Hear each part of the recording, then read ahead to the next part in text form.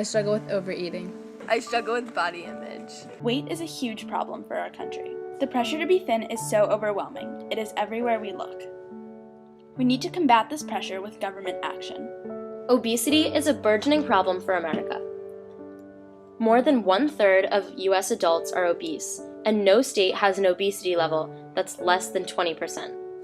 As seen on this animated map by the Center for Disease Control, obesity is increasing at an alarmingly rapid rate. This epidemic is not just facts, there are real people with real emotions behind these numbers.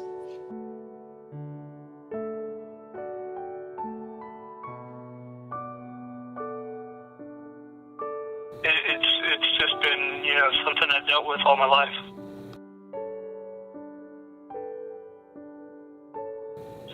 Well, all probably I've tried over the course of the years, and I don't think I was really successful until I went down to Duke Diet and Fitness Center, and that really it's basically exercise and calorie counting, really. I don't know where the motivation came. It was hard, yeah. I hadn't been separated from my life for that long, in over 20 years. But I knew I had to do something. I lost 135 pounds. The emotional side of maintaining a healthy lifestyle is not only an issue for those who are obese or overweight. On the other side of the spectrum, there is a growing epidemic of millions and millions of Americans who struggle with eating disorders such as anorexia nervosa and bulimia nervosa. These disorders can be very severe and life-threatening. Anorexia nervosa is characterized by obsession with maintaining a certain weight that is below what is considered healthy. Bulimia nervosa is an illness characterized by vomiting up all that the person consumes. When I was in 8th grade, I was 13, I was sent to my first of 13 hospitals for anorexia nervosa. It's a really difficult struggle. I took a long time to get better. I was in treatment for 3 years. One of the huge issues in the eating disorder world is the lack of insurance that people get for mental health. And under Obamacare, there was a new mental health parity, but it's still, a lot of people are denied coverage due to factors such as, not being under the 85th percentile of weight, so therefore they're not considered to have an eating disorder, so they don't get any sort of coverage.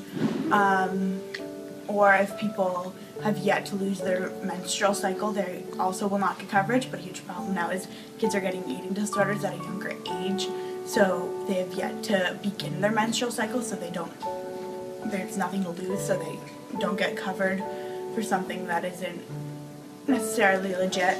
And when people aren't covered for insurance, they usually cannot go to treatment or to treatment for a long period of time, because inpatient treatment costs $1,500 a day, and outpatient costs $900 to $1,200 a day.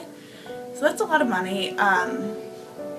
So really, depending on everyone's case, not having insurance or not being able to pay the amount can really be a huge issue. There are three main levels of eating disorder treatment. There's residential treatment, inpatient treatment, and partial hospitalization treatment.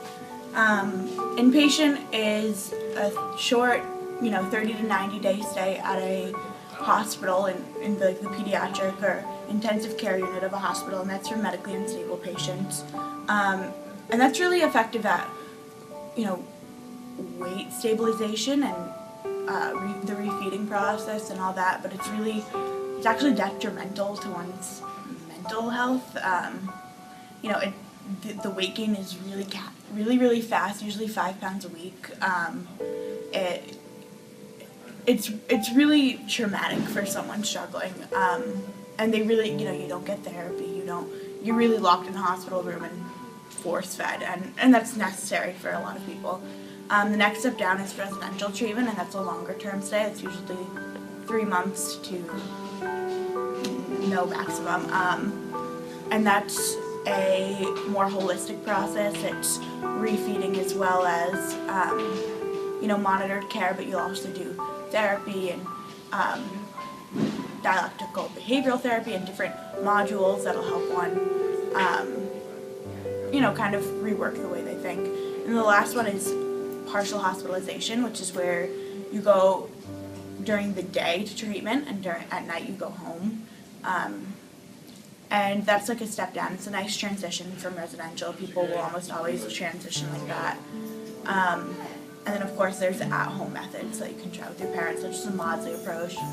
And I think they're all effective to some extent, but I guess it kind of depends on what you're struggling with. Your family dynamics are really important, your age is important, and also how long you've been struggling, the severity of your eating disorder.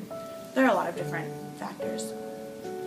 Reshaping Reality is a nonprofit that I founded, and I'm the co-president of with Carly. And it's an organization that really strives to educate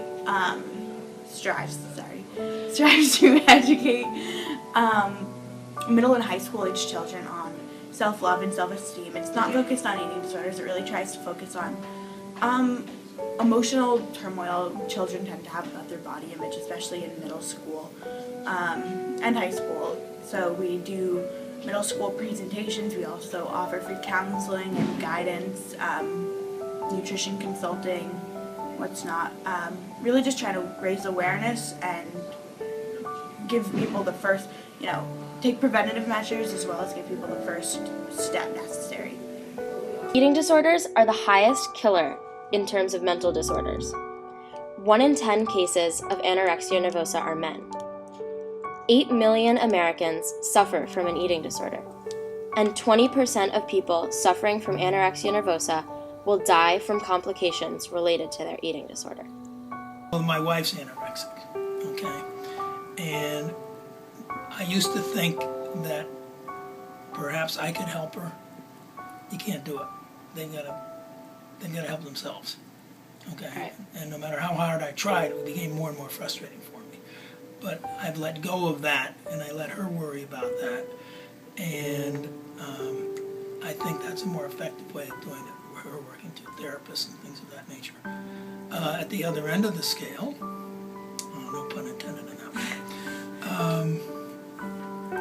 I just think people need to be careful about how many calories they eat, and I think they need to get up and move. We're too lazy. We're just a lazy society. And we're lazy about, eating proper meals. We have made some inroads with obesity. Obesity isn't growing as fast as it was at one point in time. Some states have actually seen it decrease a little bit. But overall in the country, it's increasing still. Same thing with eating disorders, things like anorexia nervosa, at the other end of the spectrum. We're getting more and more people having those kinds of problems. Our country is obsessed, but a healthy mindset and a healthy weight go hand in hand. Our government needs to get involved with this issue, and in a big way. What America needs is government cooperation to implement the comprehensive policies delineated henceforth. The federal government should give categorical grants to the states, meaning that the states would receive appropriated dollars and a specific purpose for which to use them. The money would be used for funding in 2 specific areas: education and institutions. Our country's children need more education on the topic of nutrition. There is no way for the government to ensure that children are brought up with healthy habits at home, but a reformation of the teaching of health in the school system would have a similar effect. So in elementary and middle school, they have to cover nutrition, specifically in 6th and 7th grade. I know they cover a lot with the essential nutrients. They talk about differences between fats, carbohydrates, sugars, etc., and talking about good nutrition versus bad nutrition. So there's actually no state requirement as far as how much we have to talk about it. It just needs to be covered at some point during the year. So that's something that we're working on as health teachers to implement more time specifically for nutrition. As noted by Ms. Ross, the current requirements are lax. The categorical grant would be spent reforming the health system.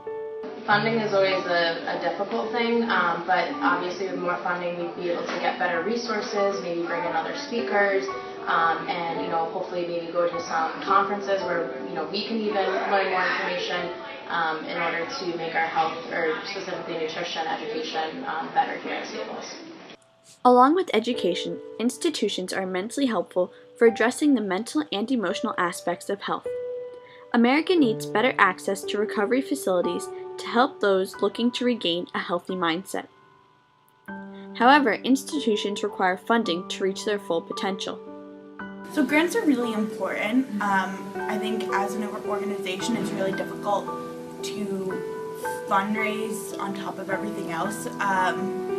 It's also really difficult to ask people for money for it. So getting grants from people who are interested and willing and capable of giving a categorical grant can really aid in making process and educational advances and different tools and resources.